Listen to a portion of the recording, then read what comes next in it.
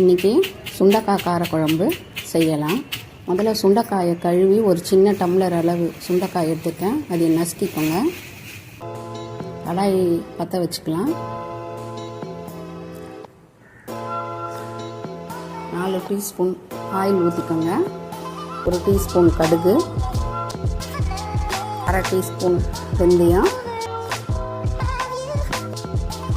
20 பல் பூண்டு, நசுக்கின சுண்டைக்காயை போட்டுக்கோங்க.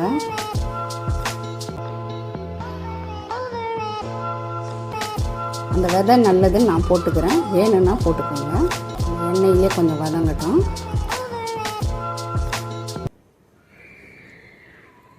கால் டீஸ்பூன் மஞ்சள் தூள், ஒரு நீட்டு மிளகா கிள்ளி போட்டுக்கோங்க. இப்போ ஒரு 20 சின்ன வெங்காயம் உரித்து அதையும் போட்டுக்கலாம்.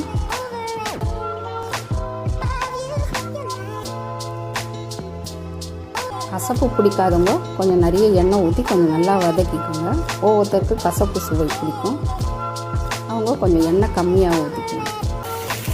ஒரு சின்ன தக்காளி போட்டுருக்கேன். இப்போ 3 ஸ்பூன் மிளகாத்தூள் போட்டுருக்கேன். தேவையான அளவு உப்பு.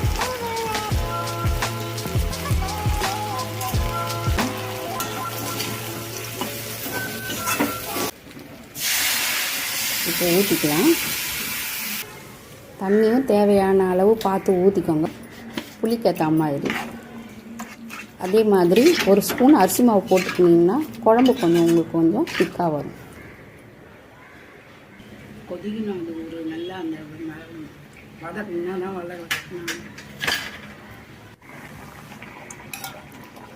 ஸ்பூன் எண்ணெய் ஊற்றிக்கோங்க, நல்லெண்ணெய். மிளகு தூள்லாம் போட்டதுக்கப்புறம் ரொம்ப நேரம் கொதிக்கணும்னு அவசியம் இல்லை. ஒரு 2 நிமிஷத்தில் இறக்கிடலாம். ஆரோக்கியமான சுண்டைக்காய் காரக்குழம்பு ரெடி.